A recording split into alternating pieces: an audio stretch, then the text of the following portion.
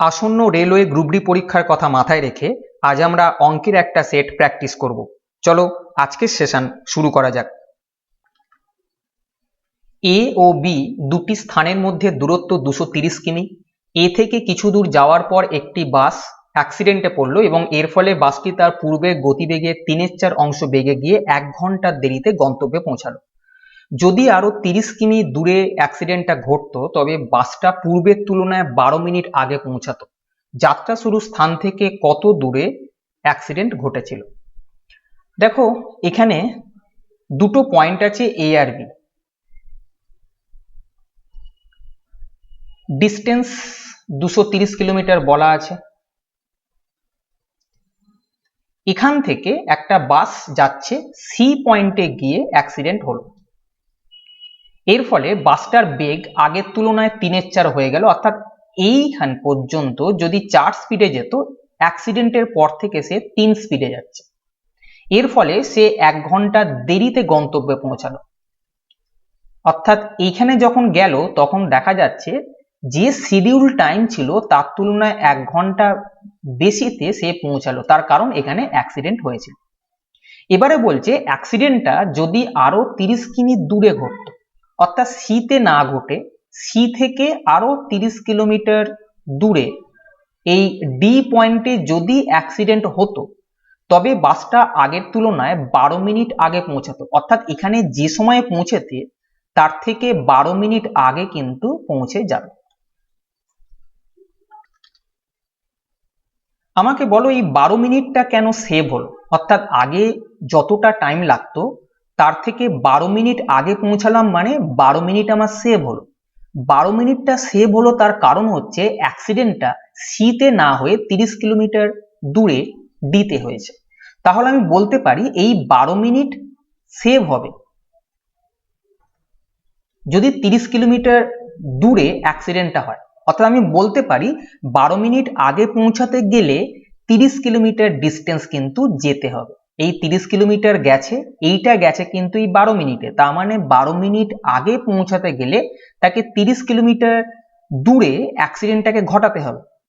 প্রথমে দেখো একটা ডাটা ছিল যে 1 ঘন্টা দেরিতে গন্তব্যে পৌঁছেছে, অর্থাৎ শিডিউল টাইম যদি 10টায় হয় সে 11টায় পৌঁছেছিল 1 ঘন্টা পরে।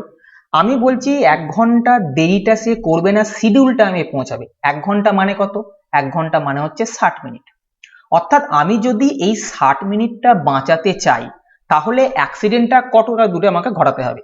দেখো এখানে আমি 60 মিনিটটা বাঁচাচ্ছি, তাহলে অ্যাক্সিডেন্ট কত দূরে হবে?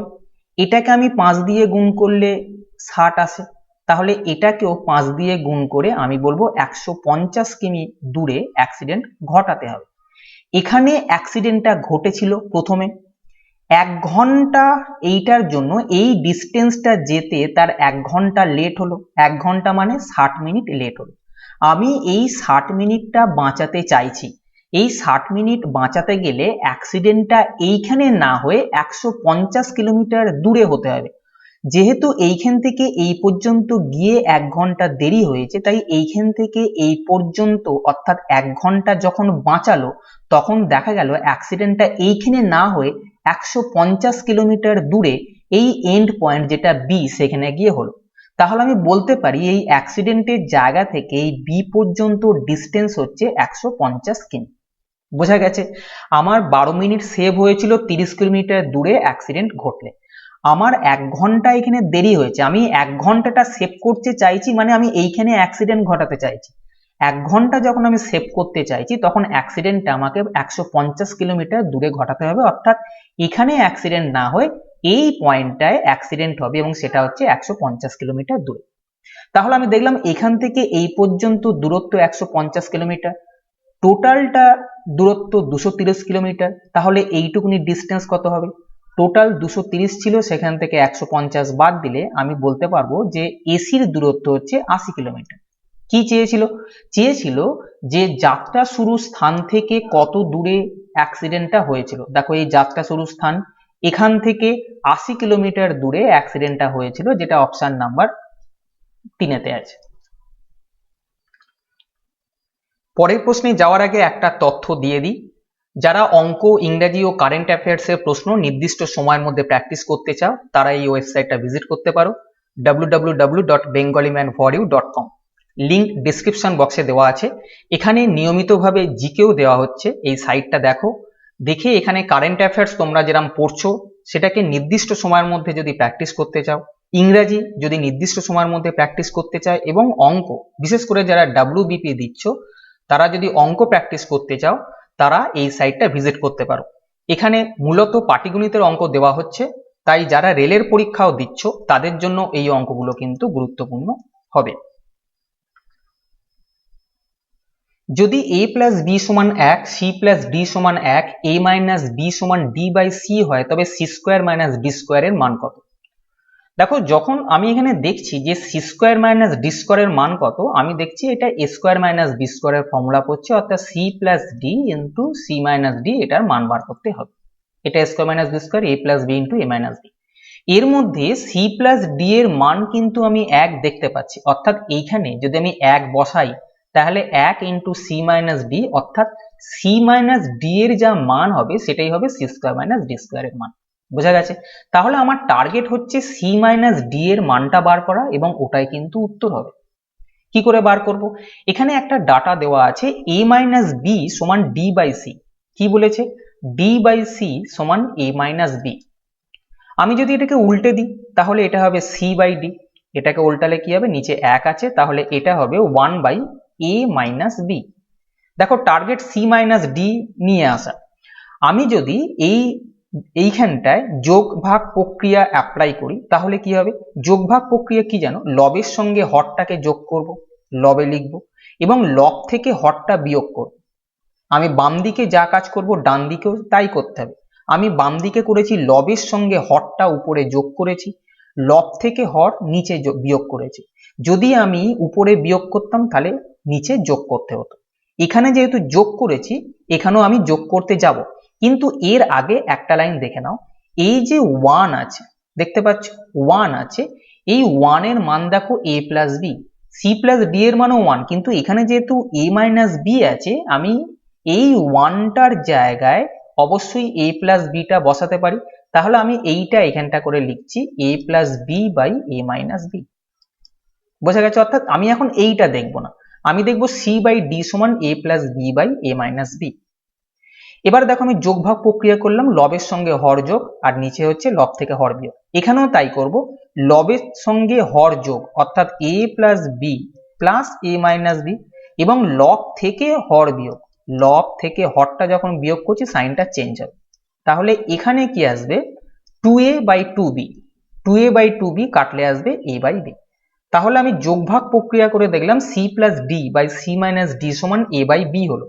এবার দেখো, সি প্লাস ডি এর মান এখানে 1 বলা আছে, দেখতে পাচ্ছ? এই জায়গায় সি প্লাস ডি এর মান আমি যদি 1 বসাই, 1 বাই সি মাইনাস ডি এর মান হবে a বাই b। আমার দরকার সি মাইনাস ডি এর মান, তাহলে আমি এটাকে উল্টে দেবো। অতএব সি মাইনাস ডি এর মান কত হবে? এটা উল্টে গিয়ে হবে b বাই a। এটাই আমাদের উত্তর, যেটা অপশন নাম্বার 2 তে আছে। একটি পাত্রে 65 লিটার দুধ আছে। x লিটার দুধ তুলে নিয়ে তার পরিবর্তে সমপরিমাণ জল পাত্রে ঢালা হলো। এই পদ্ধতি আরো দুবার করা হলো। যদি এখন পাত্রে দুধ ও জলের অনুপাত 64:61 হয়, তবে x এর মান কত? দেখো, এই অঙ্কগুলোর ক্ষেত্রে ইকুয়াল রিপ্লেসমেন্ট। আমি x লিটার দুধ তুলে নিলাম, তার পরিবর্তে সমপরিমাণ জল ঢাললাম, আবার x লিটার তুলবো, x লিটার ঢালবো। এটাকে বলা হয় ইকুয়াল রিপ্লেসমেন্ট। যখন এই ধরনের অঙ্ক হবে তখন আমরা দেখব যে শেষ পর্যন্ত যে রেশিওটা দিয়েছে সেটা টোটাল কত। মানে এখানে তো যখন রেশিও 64:61 হচ্ছে, এটা হচ্ছে এখন, অর্থাৎ আগে একবার আর এখন দুবার, মোট 3বার ওইভাবে রিপ্লেসমেন্ট করার পরে দুধ আর জলের অনুপাত এসছে 64:61। তাহলে এখন পাত্রে দুধ আছে 64, জল আছে 61, তাহলে দুধ আর জল মিশিয়ে 64 প্লাস 61 সমান 125 আছে, আমি বলতে পারি। তাহলে আমি দেখছি যে এখন পাত্রের মধ্যে মোট মিশ্রণ আছে 125, তার মধ্যে দুধের পরিমাণ হচ্ছে 64। সবসময় এই অঙ্কগুলোর ক্ষেত্রে টোটাল যেটা আছে মিশ্রণটা সেটাকে বার করবে, সেটা নিচে লিখবে, আর উপরে এই যেমন এখানে দুধ আছে তাই দুধ লিখলাম, যদি অ্যালকোহল থাকে অ্যালকোহল লিখবো, অর্থাৎ জলটা না, যে আইটেমটা প্রথমে ছিল সেটা আমি উপরে লিখবো। বোঝা গেছে? তাহলে আমি দেখলাম যে তিনবার রিপ্লেস করার ফলে 64/125 এই ফিগারটা এসছে, সেটা হচ্ছে দুধ আর টোটালের রেশিও।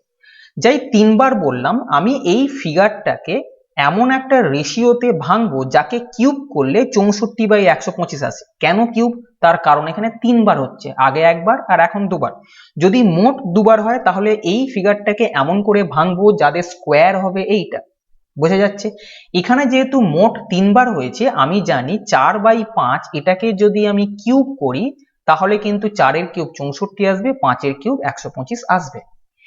এই যে 4/5 যে রেশিওটা এলো এটা হচ্ছে প্রথমের রেশিও, অর্থাৎ প্রথমে 5 থাকলে 1 তুলে নেওয়ার পর পাত্রে দুধ ছিল 4, এটা প্রতিবার তাই হবে। দ্বিতীয়বারে 5 মধ্যে 4, তৃতীয়বারেও 5 মধ্যে 4, দেখো তৃতীয়বারের পরে 4 কিউব 64 এবং 5 কিউব 125 এই রেশিওটা চলে আসে। তাহলে আমাদের টার্গেট হবে যে তিনবার যখন হবে আমি এটাকে এমন দুটো সংখ্যার ভাঙবো যাদের কিউব করলে এটা আসে। এবং এই যে রেশিওটা বেরোলো 4/5, এটা হচ্ছে ইনিশিয়াল রেশিও, অর্থাৎ প্রথমে পাত্রে 5 ইউনিট দুধ ছিল, তখন তো জল ছিল না। প্রথমে পাত্রে 5 ইউনিট দুধ ছিল, সেখান থেকে 1 ইউনিট তোলা হয়েছে, তোলার ফলে এখন পাত্রে দুধ আছে 4, এটা জল নেই। আমি বলেছি দুধ বাই টোটাল, এটা আমি সবসময় মনে রাখবো। 5 টোটাল ছিল, পাত্রে প্রথমে জল ছিল না, পাত্রে প্রথমে 5 দুধ ছিল, 1 ইউনিট তোলা হয়েছে, তোলার ফলে 4 এখন দুধ আছে। ওরা বলছে x লিটার তোলা হয়েছে, আমি দেখছি 1 ইউনিট তোলা হয়েছে। ঠিক আছে, তাহলে 1 ইউনিট আমি যেটা বলছি সেটাই হচ্ছে, ওরা বলেছে x ইউনিট তোলা হয়েছে, তাহলে x এর মান হচ্ছে 1 ইউনিট।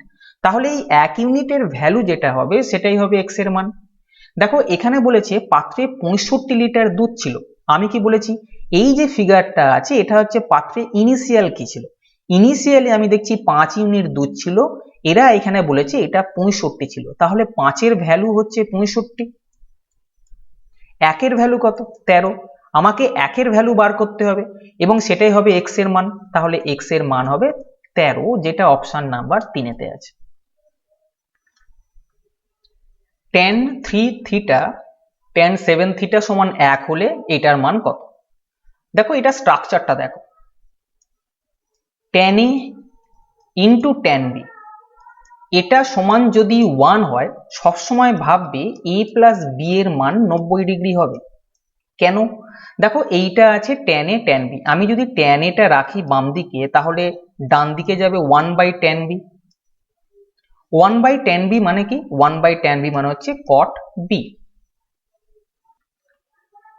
cot b মানে কি?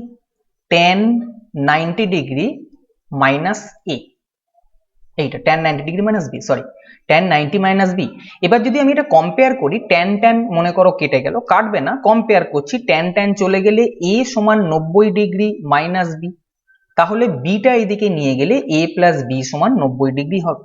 তাহলে আমাদেরকে কি মনে রাখতে হবে, এরকম স্ট্রাকচার সেম জিনিস থাকবে, tan tan sin sin ইত্যাদি। বুঝতে পারছো? যদি সমান জিনিস থাকে এবং এই অ্যাঙ্গেল গুলো যদি আলাদা হয় তাহলে এই দুটো অ্যাঙ্গেলের যোগফল সবসময় 90 ডিগ্রি হবে।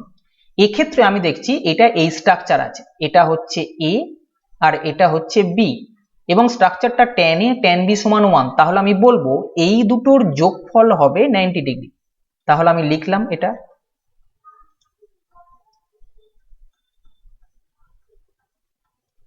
থিটার মান তাহলে বেরোলো 9 ডিগ্রি। বলেছে এইটার মান কত, এখানে থিটার ভ্যালু বসিয়ে দাও, সমান tan 45 ডিগ্রি সমান 1, tan 45 এর মান 1 আমরা জানি, তাই উত্তর হবে অপশন নাম্বার 3। 140টি বস্তু 360 টাকায় বিক্রি করে এক ব্যক্তির 36% ক্ষতি হলো, 198 টাকায় কতগুলি বস্তু বিক্রি করলে তার 54% লাভ হবে? দেখো এই অঙ্কগুলোর ক্ষেত্রে এই যে বিক্রয় মূল্য আছে, বিক্রয় মূল্যটাকে সমান করার চেষ্টা করব। কি বললাম? দেখো এখানে যেটা বলেছে যে 140টা বস্তু আমি 360 টাকায় বিক্রি করলাম, আবার বলছি 198 টাকায় আমি কতগুলো বস্তু বিক্রি করব। যাতে করে লাভ ক্ষতি যেটা বলেছে সেটা আমার হবে। এই যে এখানে 360 টাকায় বিক্রি করলাম, একবার বললাম, এখানে বলছি 198 টাকায় বিক্রি করলাম, এটা না করে এই যে টাকাগুলো আছে এদেরকে সমান করবে। সমান করবে মানে কি, দেখো এখানে 140টা 360 টাকায়, আমার টার্গেট এই যে দুটো টাকা আছে এদেরকে সমান করা। কি করে করব, 140টা যদি 360 টাকায় কিনি আমি বলতে পারি 36 টাকায় 14টা পাবো। আমি যদি আরো একটু কাটি, 2 দিয়ে কাটলে 18 টাকায় 7টা পাবো। টার্গেট হচ্ছে 198 আনা। আমি দেখছি 18কে 11 দিয়ে গুণ করলে 198 আসে। 18কে 11 দিয়ে গুণ করলাম, তাই 7কেও আমি 11 দিয়ে গুণ করলাম। বলবো এই 198 টাকায় আমি 77 পিস বস্তু পাচ্ছি। দেখো এখন সমান হয়ে গেল, এখানেও 198 টাকা, এখানেও 198 টাকা। তাহলে প্রশ্নটা কি এলো, 198 টাকায় 77টি বস্তু বিক্রি করে 36% ক্ষতি হয়েছে। 198 টাকায় কতগুলো বিক্রি করব যাতে করে 54% লাভ হয়। বোঝা গেছে প্রশ্নটা? দেখো এখান থেকে অঙ্কটা দুভাবে করা যেতে পারে। কি, প্রথমে হচ্ছে যে 77 যেটা আছে আমার 36% ক্ষতি হয়েছে, তাহলে আমি কত টাকায় বিক্রি করেছি, 100 থেকে 36 বাদ দিলে 64%-এ বিক্রি করেছি। ঠিক, আমি প্রথমে 64%-এ বিক্রি করেছি, এখন 54% লাভ করতে চাইছি, তাহলে এখন আমাকে 154%-এ বিক্রি করতে হবে। তাহলে এটা ছিল আগে আর এটা এখন। বোঝা যাচ্ছে? আমি যদি পার্সেন্টেজ কাটি, 2 দিয়ে কাটলে এটা আসবে 32, এটা আসবে 77। তাহলে রেশিওটা আসছে 32/77। এটা কি, আগের বিক্রয় মূল্য, আগে আমার পকেটে কত টাকা এসছে আর এখন আমার পকেটে কত টাকা এসছে।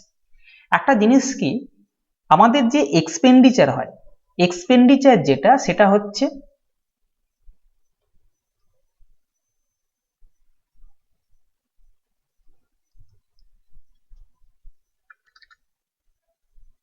খরচ হচ্ছে প্রাইস গুণিত কোয়ান্টিটি, হচ্ছে পি ইন্টু কি।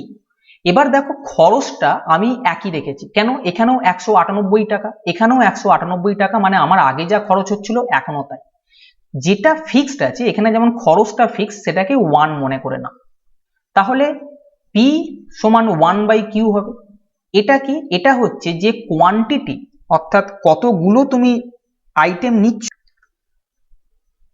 এবং প্রাইস এটা সবসময় ইনভার্স হবে যদি এক্সপেন্ডিচারটা ইকুয়াল থাকে। এক্সপেন্ডিচার ইকুয়াল ছিল, আমি এখানে প্রাইসের রেশিও দেখছি 32/77, তাহলে কোয়ান্টিটি রেশিও কত হবে, ঠিক তার উল্টো, অর্থাৎ 77/32।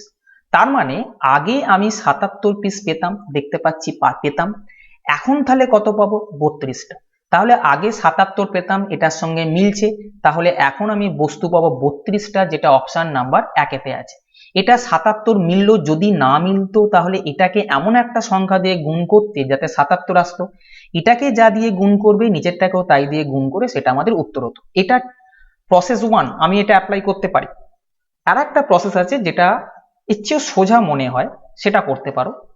সেটা কি, দেখো আমি এখানে বলেছি 198 টাকায় 77 পিস বস্তু বিক্রি করে 36% ক্ষতি হয়েছে। আমি এই যে 77 পিস বিক্রি করেছি সেটাকে লিখলাম, 36% ক্ষতি হয়েছে, বেসিক ফিগার হচ্ছে 100, 36 ক্ষতি হয়েছে মানে এখান থেকে 36 বাদ দাও, 36 বাদ দিয়ে আমি দেখেছিলাম কত হয়েছে, 64।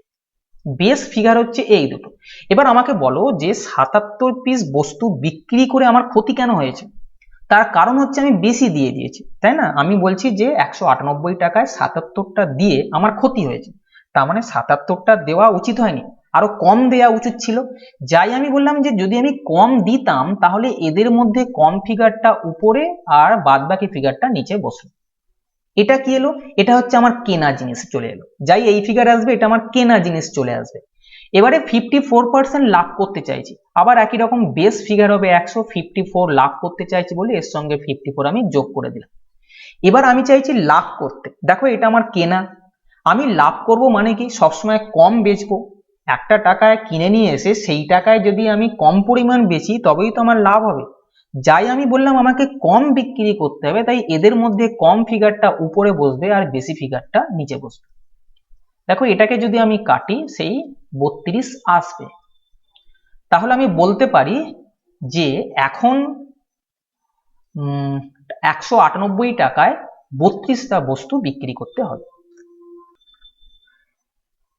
কোনো বৃত্ত, বর্গক্ষেত্র ও সমবাহু ত্রিভুজের পরিসীমা সমান যদি তার ক্ষেত্রফল সি, এস এবং টি হয় তবে নিম্নের কোনটি সত্যি। দেখো এক্ষেত্রে এই যে বৃত্ত দেওয়া আছে, বৃত্তের পরিসীমা বা পরিধি ফর্মুলা কি 2πr। আমি যদি এটাকে মান বার করি 2 × 22/7, আর এর মান মিনিমাম একটা ফিগার নাও। মিনিমাম কেন? তোমার ক্যালকুলেশন করতে সুবিধা হবে। আর এর মিনিমাম একটা ফিগার নাও যাতে করে এটা পুরোপুরি কেটে যায়। আমি দেখছি আর এর মিনিমাম মান যদি আমি 7 নিই তবে 7 7 কেটে গিয়ে 22 দুগুণে 44 হবে বৃত্তের পরিধি। বোঝা যাচ্ছে? যেহেতু এটা বার করার উদ্দেশ্য কি, যেহেতু এই তিনটে ফিগারের পরিসীমা সমান বলেছে, আমাকে ঝামেলা করবে এই বৃত্তটা, কেন এখানে পাই আছে, তাই আমি প্রথমে বৃত্তে আর এর মান 7 ধরলাম। তাহলে আমি দেখলাম যে বৃত্তের আর বা রেডিয়াস যদি 7 হয় তাহলে পরিধি হবে 44। তাহলে আমি এখানে বৃত্তের কথা লিখি, বৃত্তের, আর এখানে হবে, আচ্ছা বৃত্তের পরিধি আমি কত বেরোলাম 44। তাহলে বর্গক্ষেত্রের পরিধি কত হবে? একই, কেন? একই পরিসীমা বলেছে, ওরও 44 হবে। এবং সমবাহু ত্রিভুজ যেটা আছে তারও পরিধি বা পরিসীমা ত্রিভুজ, সেটাও কিন্তু 44 হবে।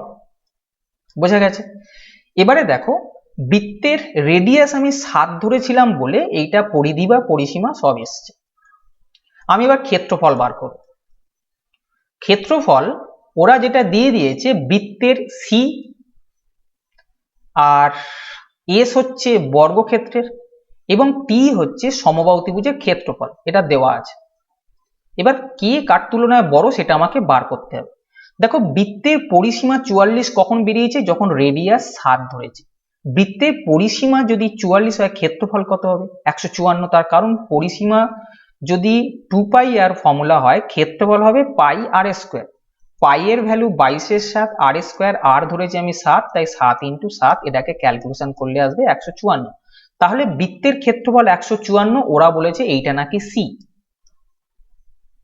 ক্ষেত্রফল বর্গক্ষেত্রের ক্ষেত্রে এস, বর্গক্ষেত্রের পরিসীমা 44, বর্গক্ষেত্রের পরিসীমা মানে 4টে বাহুর যোগফল, সেটা যদি 44 হয় এক একটা বাহু কত হবে? 11 করে।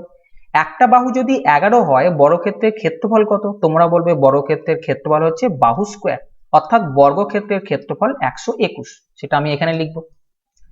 এখানে আবার রয়েছে সমবাহু ত্রিভুজের ক্ষেত্রফল বার করার প্রশ্ন। দেখো সমবাহু ত্রিভুজের পরিসীমা 44, পরিসীমা মানে কি? 3টে বাহুর যোগফল।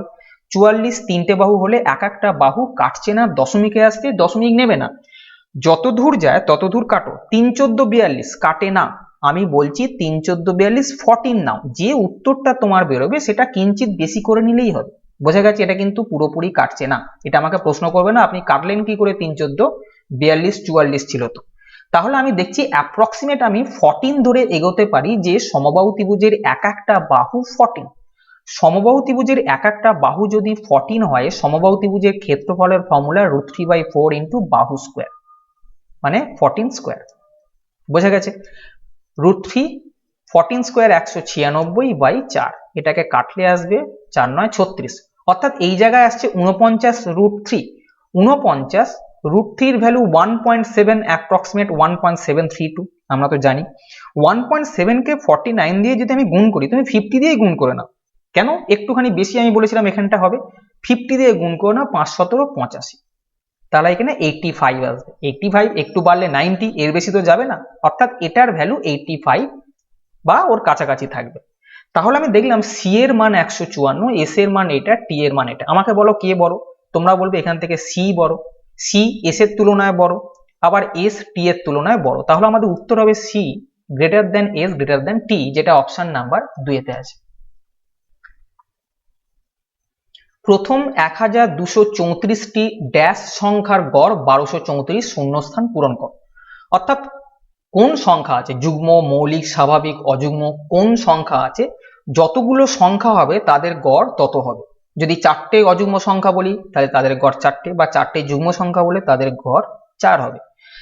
দেখো আমি যদি প্রথমে অযুগ্ম সংখ্যা দিয়ে ধরি, অযুগ্ম সংখ্যা পরপর আমি দুটো ধরছি, 1 আর 3, এদের গড় কত?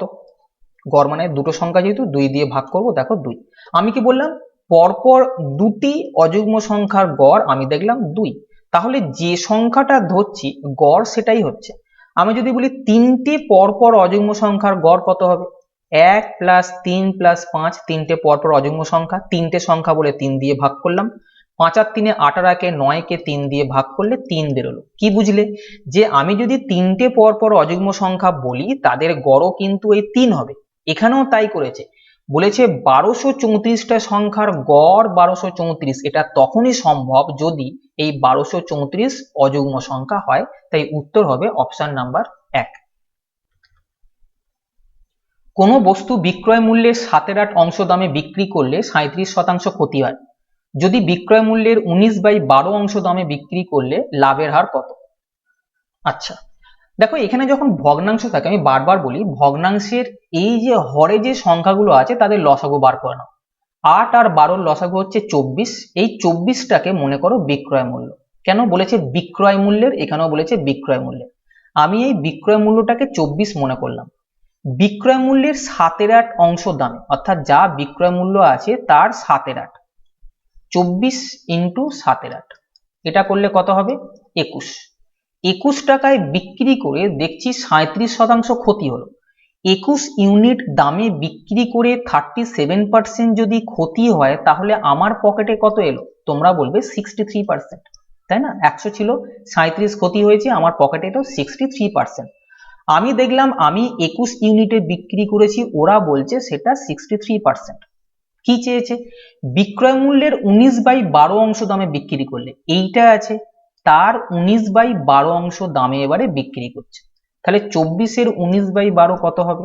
তোমরা বলবে 38। এই 38 ইউনিটে বিক্রি করলে আমার পকেটে কত আসবে সেটা দেখো।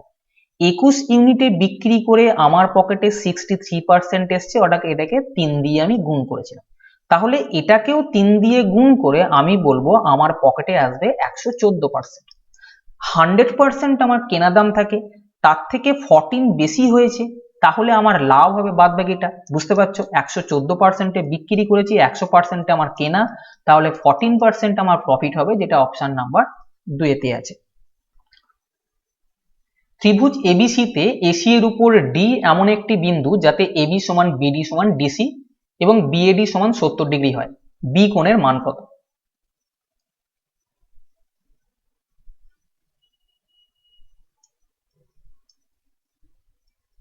এসি এর উপর ডি এমন একটা বিন্দু যাতে এবি সমান বিডি সমান ডিসি হয়, অর্থাৎ এই যে তিনখানা মার্ক করলাম এই তিনটে বাহুর মান সমান। এবার বিএডি এই কোণটা 70 ডিগ্রি বলে দিয়েছে, তাহলে এই পুরো বি কোণটার মান কত এটা চেয়েছে।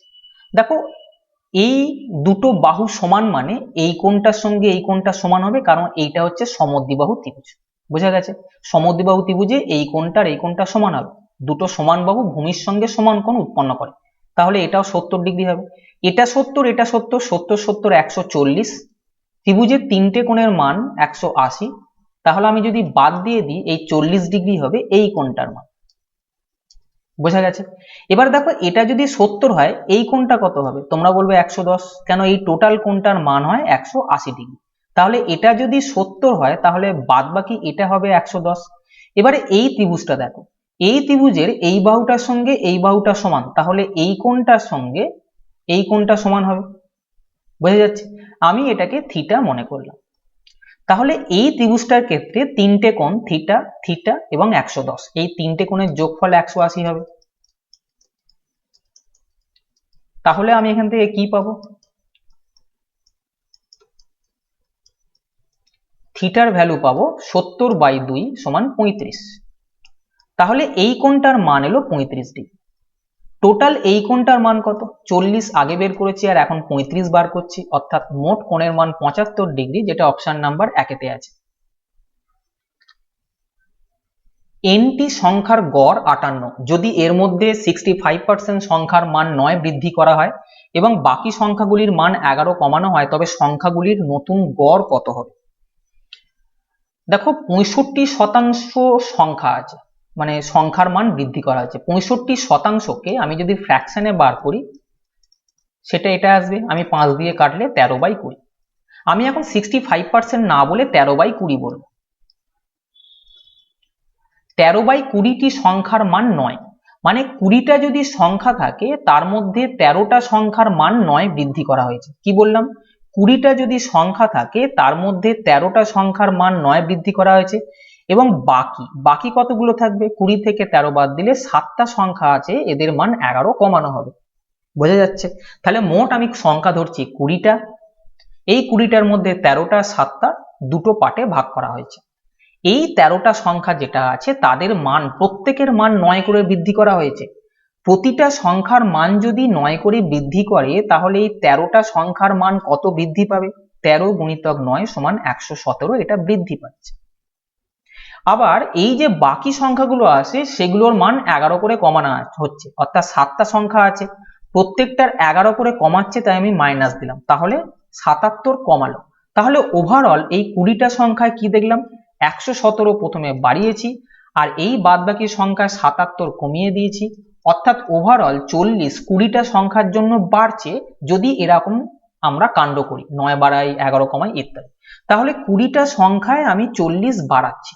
20টা সংখ্যায় যদি 40 বাড়াই তাহলে প্রতিটা সংখ্যায় আমি 2 করে বৃদ্ধি করছি, অর্থাৎ অ্যাভারেজ আমি 2 করে এখন বৃদ্ধি করতে পারছি এই জিনিস করার ফলে। আগে অ্যাভারেজ ছিল 58, এখন 2 অ্যাভারেজ বাড়লো, তাহলে নতুন অ্যাভারেজ হবে 60, যেটা অপশন নাম্বার 3 তে আছে। cot a সমান sin b বাই 1 মাইনাস cos b হলে cot 2 এর ভ্যালু কত? দেখো, ত্রিকোণমিতির বেসিক যে ভিডিওগুলো আছে সেগুলো যদি তোমরা দেখে থাকো, আমরা সাধারণত ভ্যালু পুট করে ত্রিকোণমিতির অনেক অঙ্ক করি। যেমন এখানে আমি দেখতে পাচ্ছি cot a আছে, আমি জানি cot 45 ডিগ্রির ভ্যালু 1, আমার এটা শুনতে সুবিধে লাগে, বুঝতেও সুবিধে লাগে, তাই আমি a এর ভ্যালু যদি 45 ডিগ্রি ধরি তাহলে cot a এটার মান আসবে cot 45 ডিগ্রি অর্থাৎ 1 বলতে পারি। কিছু এখানে দেওয়া নেই মান, আমি যা খুশি ধরতে পারি। এবারে দেখো, আমি বাম পক্ষে পেলাম 1, তার মানে ডান পক্ষেও 1 আনতে হবে, কেন বাম পক্ষ সমান ডান পক্ষ হতে হবে। দেখো, এমন করে মান বসাবে যেন নিচে এই যে হরে কখনো শূন্য না আসে। যেমন মান বসানোর ক্ষেত্রে আমি জানি sin 0 0, cos 0 1। আমি যদি b এর ভ্যালু 0 বসাই তাহলে এখানে cos 0 1 আসবে, 1 মাইনাস 1 0 হয়ে যাবে, নিচে 0 আসা যাবে না, তাহলে আমি এটা নেব না। sin 90 এর ভ্যালু 1 আর cos 90 এর ভ্যালু 0। আমি যদি এইটা এখানে বসাই, অর্থাৎ b এর মান যদি আমি 90 ডিগ্রি ধরি তাহলে sin 90 এর ভ্যালু এখানে আসবে উপরে 1, 1 মাইনাস cos 90, কেন b এর মান 90 ডিগ্রি আমি ধরেছি এবং তার ভ্যালু হচ্ছে 0, 1 মাইনাস 0, তাহলে এখানে আসবে 1, তাহলে এটা 1/1 সমান 1 আসবে। বোঝা যাচ্ছে? তাহলে বাম পক্ষ সমান ডান পক্ষ এটা স্যাটিসফাই কখন করলো? যখন a এর ভ্যালু 45 ডিগ্রি এবং b এর ভ্যালু আমি 90 ডিগ্রি ধরেছি। ঠিক, এবারে দেখো cot 2 এর মান কত চেয়েছে। cot 2a সমান cot 2 ইন্টু a এর মান 45 ডিগ্রি, অর্থাৎ cot 90। 90 মানে কি? 90 মানে হচ্ছে b, তাহলে আমি এখানে লিখতে পারি cot b। তাহলে আমি দেখলাম cot 2 এর ভ্যালু হচ্ছে cot b, যেটা অপশন নাম্বার 3 তে আছে। এক ব্যক্তির বার্ষিক আয় 20 লক্ষ টাকা বৃদ্ধি পেল, কিন্তু তার আয়কর 20% থেকে কমে হলো 16%। এখন সে পূর্বের মতোই সমান পরিমাণ আয়কর দেয়, তার বর্তমান আয় কত টাকা? দেখো, 20 লক্ষ টাকা বৃদ্ধি পেয়েছে, অর্থাৎ আগে যদি x টাকা আয় করত, x লক্ষ টাকায়, কেন এখানে লক্ষ টাকায় চেয়েছে, তাহলে এখন তার আয় 20 বৃদ্ধি পেয়ে হবে x প্লাস 20 লক্ষ টাকা। আগে আয়কর দিত 20%, x টাকা 20% আয়কর দিত, এখন যে টাকা আছে তার 16% আয়কর দিচ্ছে, বলছি আয়করটা সমান সমান করে দাও, পার্সেন্টেজ কেটে দাও, 4 4 16, 4 5 20 কাটো, তাহলে 5x সমান 4x প্লাস 80। 4x যদি এদিকে নিয়ে যাও তাহলে x এর ভ্যালু হবে 80, অর্থাৎ আগে তার 80 লক্ষ ইনকাম ছিল, এখন 20 লক্ষ বেড়েছে, তাহলে এখন ইনকাম হবে 80 প্লাস 20 সমান 100 লক্ষ টাকা, যেটা অপশন নাম্বার 1 তে আছে। তাহলে আজ এই পর্যন্তই। যদি সেশনটা ভালো লাগে তবে চ্যানেলটা সাবস্ক্রাইব করো এবং বন্ধুদেরকেও শেয়ার করো, যাতে করে তারাও সমানভাবে উপকৃত হয়। ভালো থেকো, ভালোভাবে পড়াশোনা করো। টাটা।